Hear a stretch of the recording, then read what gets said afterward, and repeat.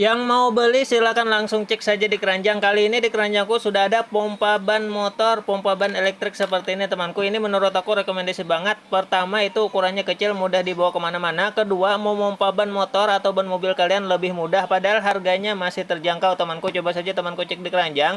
Siapa tahu temanku dapat gratis ongkirnya juga. Di sini juga ada ini pengukur tekanannya temanku, kita nyalakan. Jadi temanku bisa pilih jenis tekanan mau PSI atau jenis lainnya, bisa dipilih sesuai selera teman-teman.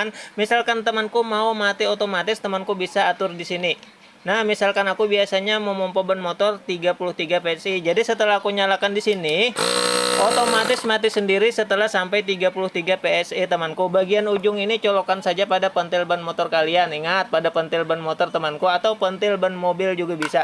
Dalam pembelian sudah dapat ini, sarungnya dapat, kabel chargernya juga dapat. Untuk memompa bola sudah dapat ini juga temanku. Nah, yang tertarik dengan pompa ban motor seperti ini, tunggu apa lagi, buruan langsung cek kode keranjang.